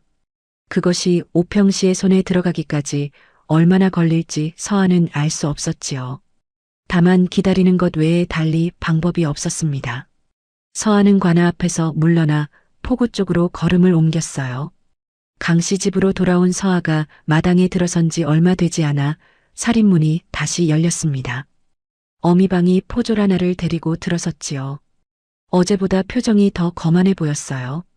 조만술에게서 일이 잘 되어간다는 말을 들은 것이 분명했습니다.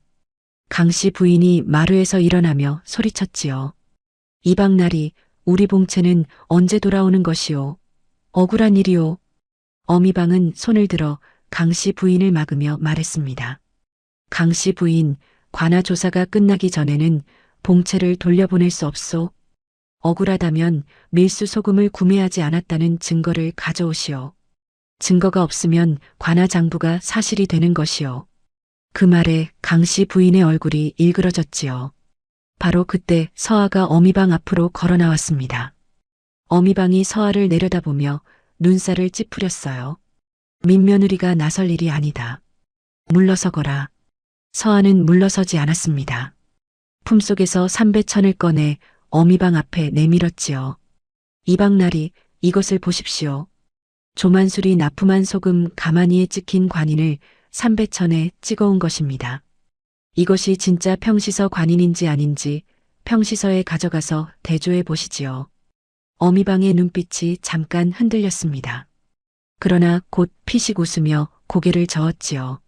일개 민며느리가 삼배에 뭘 찍어왔다고 그것이 증거가 되겠느냐? 어림없는 소리다. 서아는 멈추지 않았어요. 그렇다면 이것은 어떻습니까? 서아가 품속에서 밀수장부 사본을 꺼내 펼쳤습니다. 어미방의 눈이 그것을 향해 고정되었지요. 장부 사본에 적힌 글자들을 훑어보는 어미방의 얼굴이 서서히 굳어졌어요. 자신도 알고 있는 내용들이 그 안에 적혀 있었으니까요. 이것이 어디서 난 것이냐? 서아는 차분하게 대답했습니다. 그것은 말씀드릴 수 없습니다. 다만 이방날이 이 장부가 사실이라면 위조관인을 찍은 자가 누구인지도 함께 밝혀질 것입니다.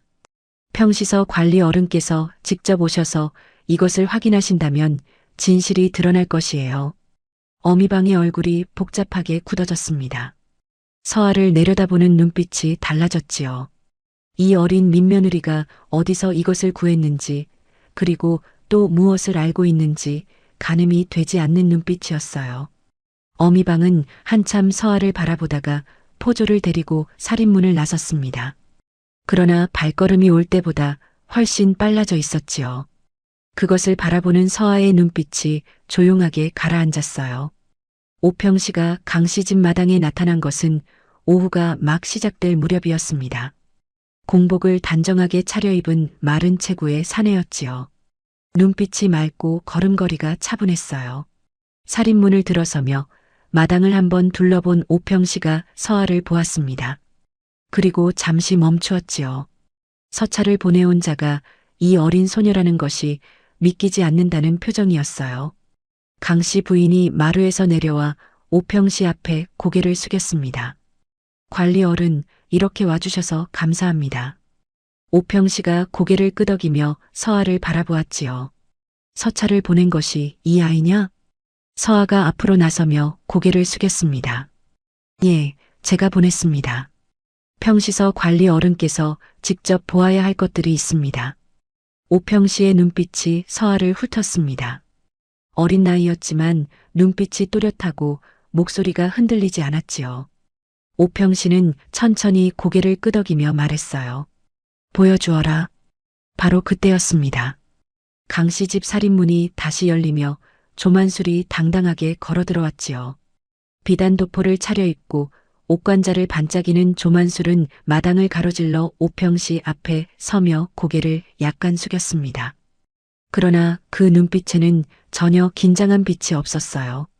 오히려 여유로운 웃음이 입가에 걸려 있었지요. 오평씨가 와 있다는 말을 전해 들은 것이 분명했습니다. 돈의 힘을 믿는 자의 여유였던 것이에요. 관리 어른, 이런 시끄러운 곳까지 직접 오시느라 수고가 많으셨습니다. 사실 이 일은 간단한 것입니다. 강씨 집이 밀수 소금을 쓰다가 들키자 소인에게 누명을 씌우려는 것이지요. 관인이 찍힌 소금을 납품한 소인이 무슨 잘못이 있겠습니까? 조만술의 목소리는 낮고 자신만만했습니다. 오평씨를 바라보는 눈빛에는 이 정도 일은 내가 처리할 수 있다는 오만함이 배어 있었지요. 강씨 부인의 얼굴이 다시 굳어졌어요.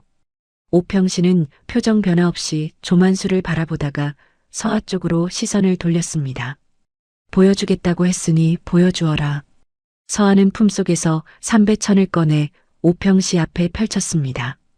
그러고는 밀수장부 사본도 나란히 내놓았지요. 관리 어른, 이 삼배천에 찍힌 것이 조만술이 납품한 소금 가마니의 관인입니다. 그리고 이 장부 사본에는 불량사염의 유통 내역이 적혀 있습니다. 오평씨가 삼배천과 장부 사본을 번갈아 들여다보았어요. 조만술은 여전히 여유로운 표정으로 팔짱을 끼고 서 있었지요. 관리 어른, 일개 민며느리의 수작에 놀아나지 마십시오. 삼배에 뭘 찍어왔다고 그것이 증거가 되겠습니까? 소인의 관의는 진짜입니다. 바로 그 순간이었습니다. 서아가 조만수를 바라보았지요. 14살 소녀의 눈빛이 돌변했어요. 그것은 두려움도 아니었고 흥분도 아니었습니다. 차갑고 또렷하고 흔들림이 없는 눈빛이었지요. 마당에 있던 사람들이 그 눈빛을 보는 순간 자신도 모르게 입을 다물었습니다. 서아가 조만술의 얼굴을 정면으로 마주하며 천천히 입을 열었어요. 과거 평시서에서 시검관으로 일하던 김씨 성을 가진 관리를 기억하느냐? 마당이 조용해졌습니다. 조만술의 눈빛이 처음으로 흔들렸지요. 아주 짧은 순간이었지만 그 흔들림을 서아는 놓치지 않았어요. 서아는 계속 말했습니다. 내 놈이 강경포구에서 불량사염을 유통하려는 것을 적발하고 장계를 올리려 했던 관리였다. 내 놈의 모함으로 뇌물을 받아 챙긴 탐관오리라는 누명을 쓰고 옥살이를 하다가 장독으로 돌아가신 분이다. 조만술의 얼굴이 굳어지기 시작했지요. 마당에 모인 사람들 사이에서 낮은 웅성거림이 일었어요. 강씨 부인이 마루에서 일어나 서아를 바라보았습니다. 봉채를 압송했던 포졸도 고개를 돌렸지요. 서아의 목소리는 떨리지 않았습니다. 2해 동안 이 순간을 생각해왔으니까요. 2해 동안 유품을 꺼내볼 때마다, 밤마다 아버지를 부를 때마다 이 순간을 마음속으로 그려왔던 것이었지요. 그러나 지금 이 순간 서아의 가슴속에 타오르는 것은 복수의 불길이 아니었어요. 그것은 아버지가 하려 했던 일을 마저 끝내야 한다는 무겁고 단단한 결심이었던 것이었습니다. 그 관리가 바로 내 아버님이시다. 마당이 얼어붙었습니다. 조만술의 입가에서 여유로운 웃음이 완전히 사라졌지요. 오평씨의 눈빛이 날카롭게 빛났어요. 강씨 부인의 손이 가슴 위로 올라갔습니다. 그 짧은 침묵 속에서 초여름 바람만이 마당을 가로질러 지나갔지요. 서아는 한 걸음 더 나아갔습니다. 치마 속 가장 깊은 곳에 감추어 두었던 것을 꺼냈지요. 2해 동안 단 한 번도 남에게 보여준 적 없는 것이었어요. 아버지가 오간에서 마지막 힘을 다해 쓴 것이었습니다. 손때가 까맣게 밴 낡은 천으로 쌓여 있었지요. 서아는 그것을 조심스럽게 펼쳤어요. 붉은 빛이었습니다. 피로 쓴 글자들이 빛바랜 종이 위에 또렷하게 남아 있었지요. 아버지의 손이 얼마나 떨렸을지, 얼마나 아팠을지, 그러면서도 끝까지 글자 하나하나를 정확하게 눌러 쓴 것이 느껴지는 글씨였어요. 그리고 그 옆에 또 한 장, 조만술의 불량 소금 유통 장부 사본이 펼쳐졌습니다. 서아는 2 손으로 그것을 오평씨 앞에 바쳤지요. 관리 어른, 이것이 아버님께서 오간에서 피로 쓰신 혈서입니다. 당시 조만술이 유통하던 불량사염의 제조 방법과 유통 경로, 그리고 관리를 매수한 자들의 이름이 적혀 있습니다. 그리고 이것은 당시 장부 사본입니다. 오늘 이 마당에 풀린 소금과 같은 방법으로 만들어진 것임이 그 안에 적혀 있지요. 오평씨가 혈서를 받아들었습니다. 마당이 숨을 죽였지요. 오평씨는 혈서를 천천히 읽어내려갔어요. 읽는 동안 오평씨의 눈빛이 점점 무거워졌습니다. 이윽고 오평씨가 고개를 들어 조만술을 바라보았지요. 조만술은 뒤로 한 걸음 물러섰습니다. 처음으로 발이 흔들리는 것이었어요. 그 눈 속에서 공황이 일기 시작했지만 아직 포기하지 않으려는 빛도 함께 있었지요. 관리 어른, 저것은 죽은 자가 원한을 품고 꾸며낸 것입니다. 죽은 탐관오리의 딸이 원한으로 소인을 모함하는 것이에요. 믿으시면 안 됩니다. 오평씨가 천천히 입을 열었습니다. 목소리가 낮고 차분했지만 그 안에 담긴 무게가 달랐지요. 죽은 자의 혈서와 살아있는 자의 말 중 어느 것이 더 무게가 있겠느냐. 그리고 오늘 이 마당의 소금이 증거다. 혈서 안에 적힌 제조 방법과 오늘 녹그릇에서 가라앉은 것이 일치한다면 그것은 꾸며낸 것이 아닌 것이야.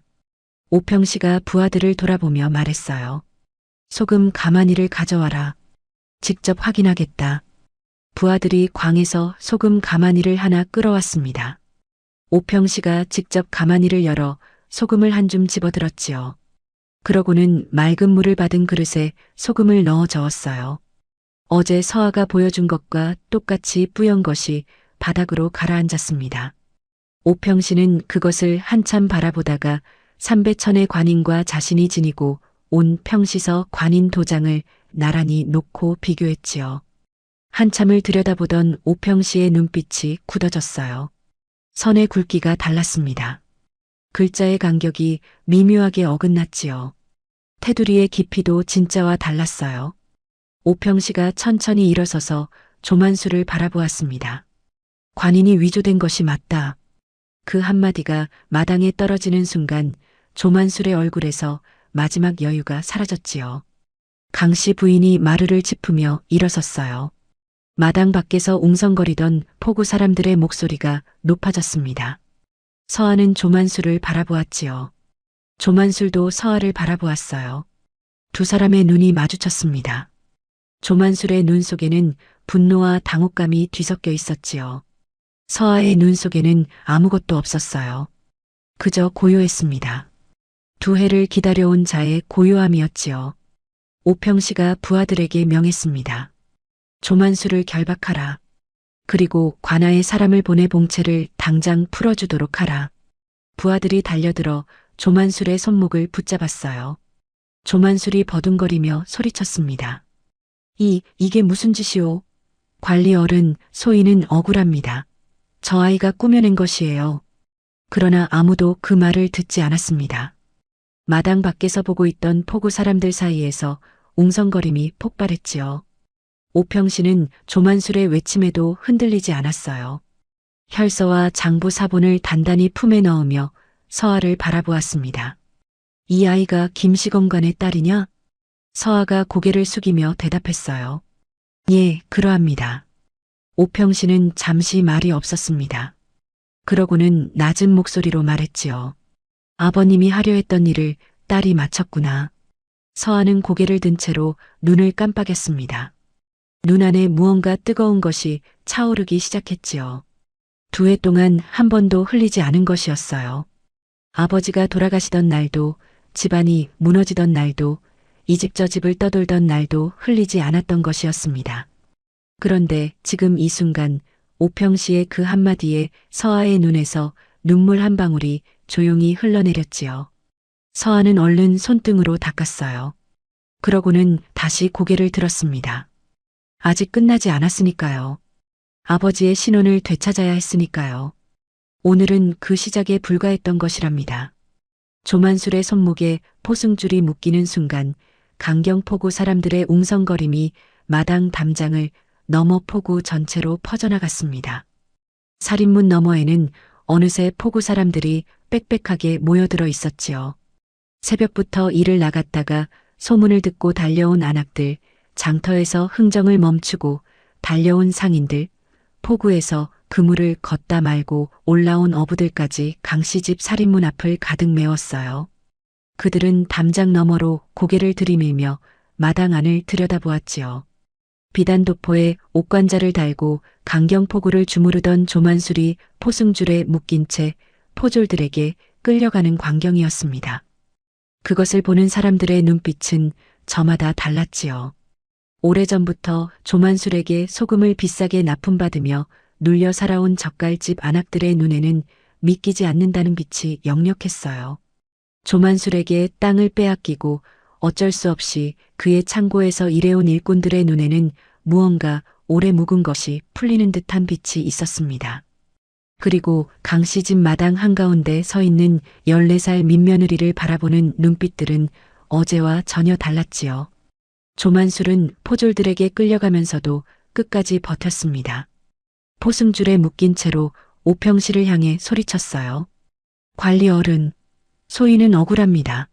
죽은 탐관오리의 딸이 꾸며낸 일입니다. 어른, 소인이 드릴 말씀이 있습니다. 오평 씨는 돌아보지 않았지요. 그 외침이 포구바람에 실려 사라지는 동안 오평 씨는 부하들에게 나지막이 명을 내렸어요. 조만술의 창고와 집무 공간을 모두 봉하라. 관련 장부와 문서는 하나도 빠뜨리지 말고 수거해 오너라. 그리고 어미방도 관하로 데려와야 할 것이야. 부하들이 흩어지자 마당에는 잠시 고요가 내려앉았습니다. 조만술이 끌려가는 발소리가 점점 멀어지는 동안 강씨 부인은 마루 기둥을 붙잡고 서 있었지요. 다리가 풀린 것인지 주저앉을 것처럼 보였어요. 서아가 얼른 강씨 부인 곁으로 다가가 팔을 받쳐드렸습니다. 강씨 부인은 그 손을 잡으면서도 한동안 아무 말도 하지 못했지요. 봉채가 관아에서 풀려난 것은 그날 오후였습니다. 오평씨의 명이 관아에 전해진 지 반 시즌도 채 되지 않아 봉채의 포승줄이 풀렸지요. 하룻밤을 관아에서 보낸 봉채는 몰라보게 수척해져 있었어요. 얼굴이 까칠하게 야위었고 눈 아래 그늘이 짙었지요. 옷도 구겨지고 머리도 흐트러져 있었습니다. 봉채가 강씨 집 살인문을 들어서는 것을 보자마자 강씨 부인이 마당으로 뛰어나왔습니다. 아들의 얼굴을 두 손으로 감싸주며 통곡했지요. 봉채야, 봉채야. 많이 놀랐지? 어미가 지켜주지 못해서 미안하다, 미안해. 봉채는 어머니의 손을 꼭 잡으며 고개를 저었어요. 어머니, 저는 괜찮습니다. 많이 걱정하셨지요? 강씨 부인이 아들의 얼굴을 들여다보며 눈물을 닦았습니다. 그러다가 마당 한쪽에 서 있는 서아를 보았지요. 봉채도 고개를 돌려 서아를 바라보았어요. 둘의 눈이 마주쳤습니다. 봉채가 서아에게 걸어갔지요. 그리고 한참 동안 서아를 바라보다가 낮게 말했어요. 내가 한 것이지? 서아가 고개를 숙이며 대답했습니다. 봉채 서방님이 억울하게 끌려가셨으니까요. 봉채는 더 말하지 않았어요. 그저 서아의 곁에 나란히 서서 마당을 바라보았지요. 16살 신랑과 14살 민며느리가 나란히 서 있는 모습을 강씨 부인이 바라보았습니다. 어제까지만 해도 저 민며느리를 살림 못한다고 혀를 차던 강씨 부인이었지요. 그런데 지금 이 순간 강씨 부인의 눈에 서아가 어떻게 보였겠습니까? 그날 저녁 오평씨의 부하들이 조만술의 창고를 봉하고 장부들을 수거해 왔습니다. 창고 안에서 나온 것들은 예상보다 훨씬 많았지요. 불량사염의 제조 내역과 납품처가 빼곡하게 적힌 장부들, 관인 도장을 위조하는 데 쓰인 도구들, 그리고 어미방을 비롯한 여러 관리들에게 뇌물을 건넨 기록들이 한꺼번에 쏟아졌던 것이에요. 오평씨는 그것들을 하나씩 살피며 인상을 굳혔습니다. 조만술이 강경포구에서 불량사염을 유통해온 것이 한두 해가 아니었지요. 10년이 넘는 기간 동안 포구의 수많은 젓갈집들이 그 소금을 써왔던 것이었어요. 그동안 배탈이 나고 몸이 상한 사람들이 얼마나 되었을지는 장부만으로는 알 수 없는 일이었습니다. 그리고 장부 맨 안쪽에서 또 다른 기록이 나왔지요. 12년 전의 것이었어요. 평시서 시검관 김씨를 관련 관리들을 매수하여 모함하는 데 쓴 돈의 내역이었습니다. 금액과 날짜와 이름들이 또렷하게 적혀 있었지요. 조만술이 그것을 지금까지 보관하고 있었던 것은 어쩌면 그것이 자신의 권력을 유지하는 데 쓸 수 있는 도구라고 여겼기 때문이었는지도 몰랐습니다. 그러나 이제 그 기록이 도리어 조만술 자신을 올가매는 증거가 된 것이었지요. 오평씨는 그 기록을 손에 들고 한참을 바라보았어요. 그러고는 서찰을 꺼내 한양평시서 본청에 보낼 보고서를 쓰기 시작했습니다. 밤이 깊어지도록 붓을 놓지 않았지요. 이 사건은 강경포구 하나의 일이 아니었던 것이에요. 조정까지 알려야 할 일이었던 것이었습니다. 그날 밤 강씨 집은 오랜만에 불이 밝혀진 채로 오래 깨어 있었습니다. 강씨 부인이 마루에 앉아 봉채와 서아를 바라보고 있었지요. 봉채는 밥을 먹으며 관아에서 있었던 일을 조금씩 털어놓았어요. 하룻밤을 차가운 관아 바닥에서 보낸 이야기, 어미방이 들어와 협박하던 이야기를 말하는 봉채의 얼굴에는 아직 그 무게가 남아 있었습니다. 강씨 부인은 아들의 이야기를 들으면서 자꾸만 서아를 바라보았지요. 서아는 밥상 앞에 조용히 앉아 봉채의 말을 듣고 있었어요. 낮에 마당에서 조만수를 향해 그 말을 쏟아내던 서아와 지금 밥상 앞에 조용히 앉아 있는 서아가 같은 아이라는 것이 강씨 부인에게는 아직도 실감이 나지 않았던 것이었습니다. 봉채가 밥그릇을 내려놓으며 말했어요. 어머니, 서아가 한 일을 다 들으셨지요? 삼배천에 관인을 찍어두고 창고지기를 찾아가 장부 사본을 구하고 새벽에 혼자 관아 앞에 가서 서찰을 넣은 것을요. 강씨 부인이 천천히 고개를 끄덕였지요. 그 눈빛이 흔들렸습니다. 그것을 다 이 아이 혼자 했단 말이냐? 봉채가 서아를 바라보며 말했어요. 서아, 아버님 이야기는 언제부터 알고 있었던 것이냐? 서아는 잠시 대답하지 않았습니다. 그러다가 낮게 말했지요. 들어오던 날부터 알고 있었습니다. 강경포구로 오게 된 것도 조만술이 이 포구를 기반으로 소금 장사를 하고 있다는 것을 알았기 때문입니다. 마루가 조용해졌습니다. 강씨 부인의 눈이 커졌지요. 봉채도 서아를 바라보며 입을 다물었어요. 서아는 계속 말했습니다. 아버님이 돌아가신 뒤 집안이 무너지고 이 집 저 집을 전전하는 동안 저는 아버님이 남기신 것을 늘 품에 지니고 다녔습니다. 그 안에 조만술의 이름이 있었지요. 그래서 이 폭으로 왔습니다. 그리고 때를 기다렸어요. 강씨 부인의 손이 천천히 떨리기 시작했습니다. 이 집에 들어온 첫날부터 서아가 품고 있던 것이 그런 것이었다는 말이었지요. 살림 못한다고 구박하고 젓갈일 모른다고 혀를 차고 민며느리가 집안을 망친다고 한숨을 쉬는 동안 이 아이는 혼자 그 무게를 지고 때를 기다리고 있었던 것이에요. 강씨 부인이 자리에서 천천히 일어섰습니다. 그러고는 서아 앞으로 걸어가 무릎을 꿇었지요. 14살 민며느리 앞에 52살 시어머니가 무릎을 꿇는 것이었어요. 봉채가 놀라 어머니를 부르려 했지만 강씨 부인이 손을 들어 막았습니다. 서아야. 강씨 부인의 목소리가 떨렸지요. 출신과 어리다는 이유로, 살림 못한다는 이유로 너를 판단했구나. 서아가 황급히 몸을 일으키려 했습니다. 강씨 부인이 서아의 손을 잡아 막았지요. 가만히 있거라. 내가 할 말이 있다. 강씨 부인이 서아의 손을 두 손으로 감싸 쥐었어요. 거칠고 억센 강씨 부인의 손과 아직 앳되고 가느다란 서아의 손이 마주 잡혔습니다. 이 집에 들어온 날부터 그 무게를 혼자 지고 있었구나. 밥을 태워도 소금을 쏟아도 새우를 망가뜨려도 아무 말도 않고 견뎌온 것이 그래서였구나. 내가 몰랐다. 정말 몰랐어. 서아의 눈가가 붉어졌지요. 그러나 눈물을 흘리지 않으려 입술을 꼭 다물었어요.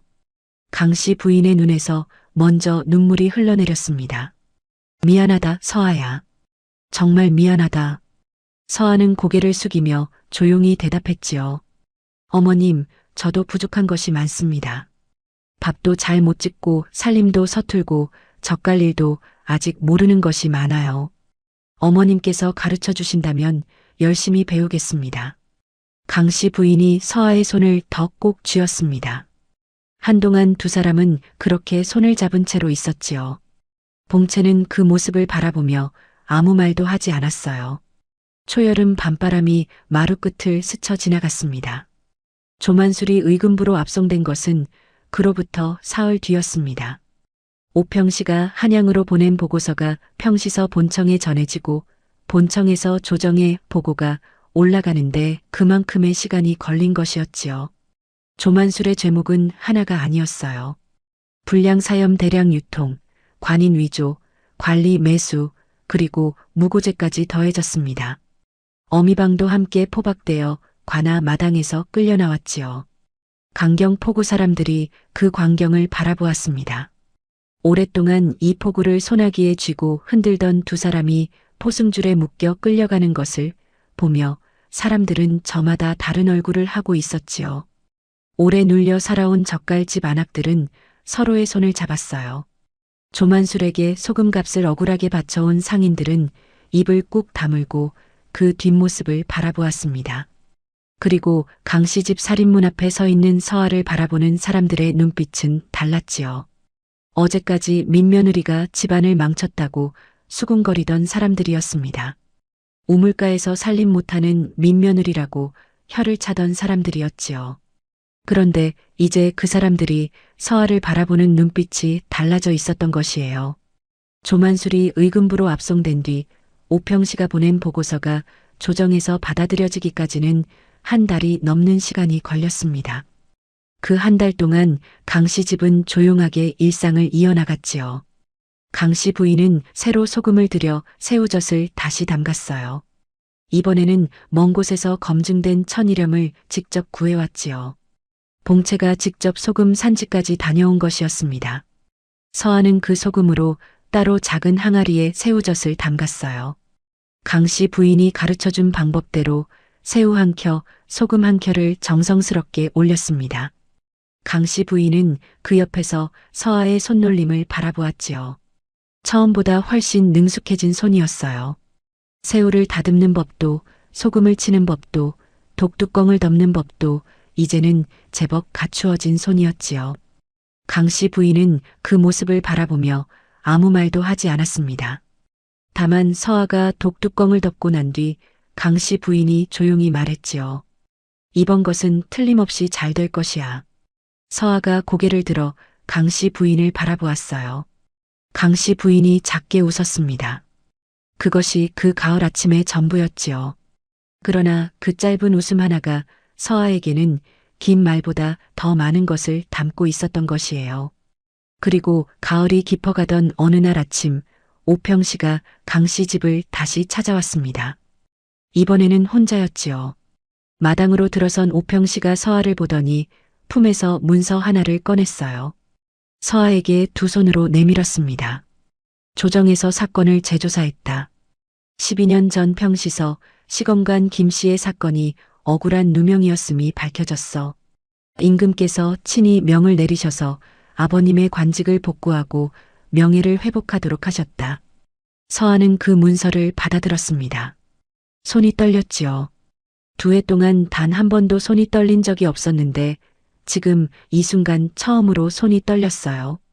문서에 적힌 글자들을 눈으로 짚어 내려가는 동안 서아의 시야가 흐려지기 시작했습니다.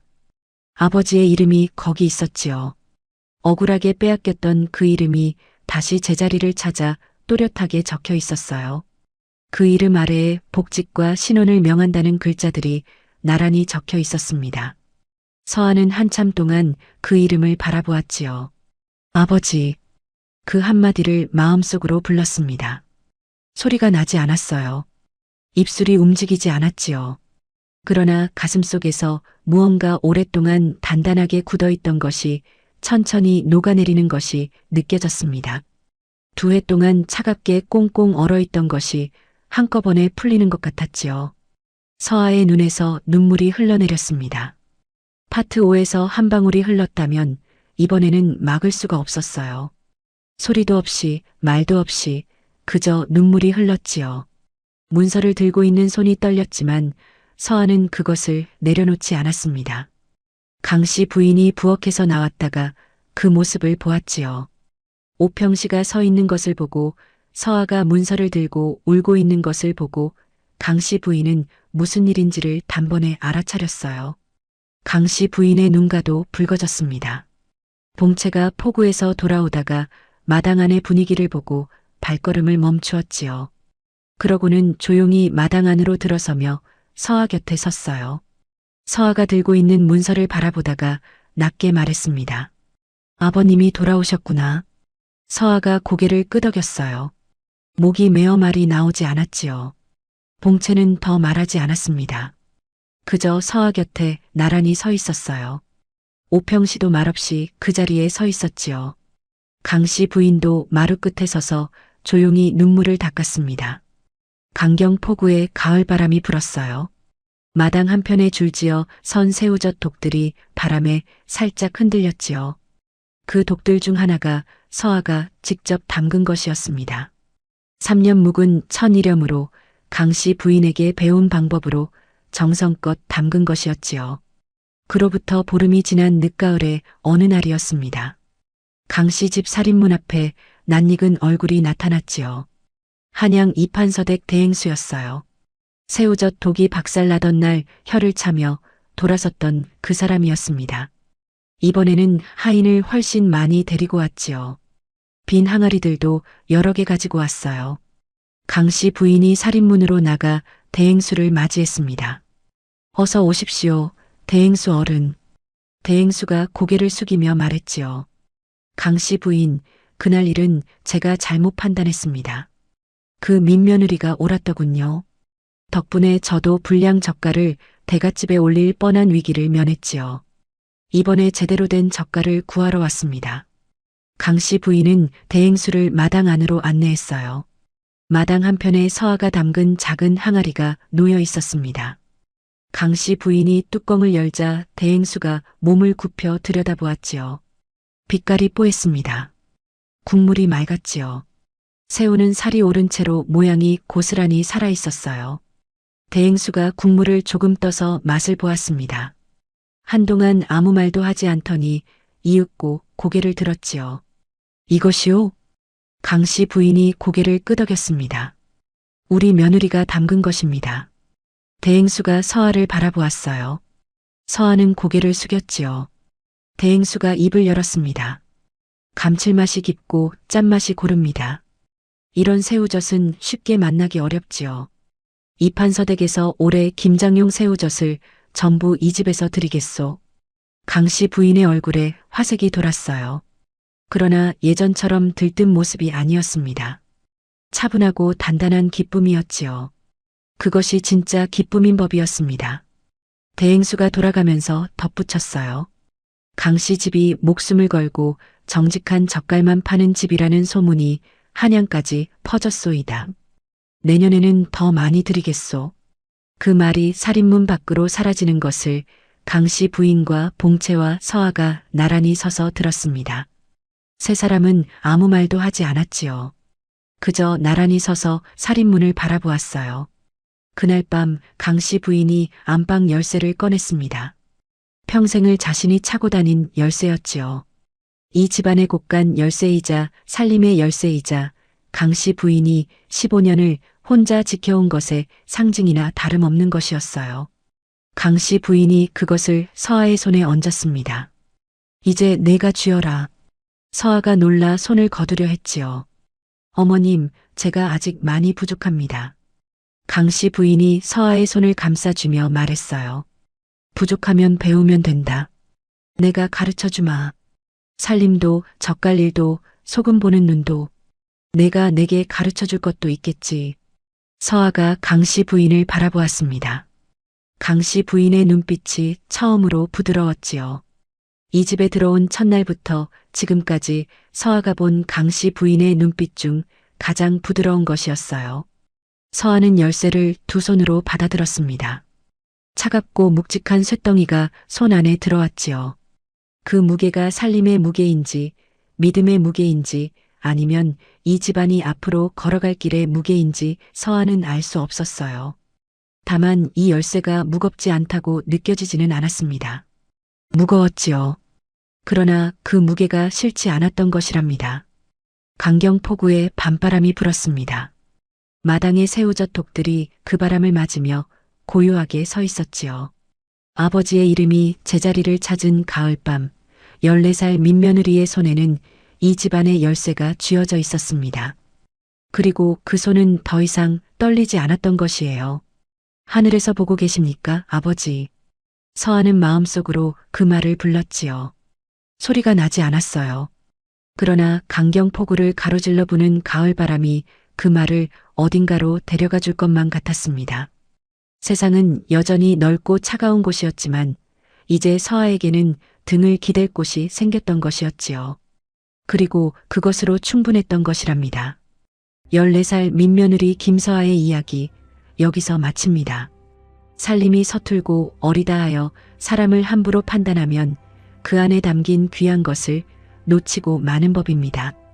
묵묵히 때를 기다리는 자에게 하늘은 반드시 길을 열어주었고 탐욕으로 남을 짓밟은 자는 끝내 그 탐욕으로 무너지고 말았지요. 오늘 밤도 들어주셔서 감사합니다. 구독과 좋아요로 응원해 주시면 조선 야담꾼이 더 구성진 사연으로 찾아오겠습니다.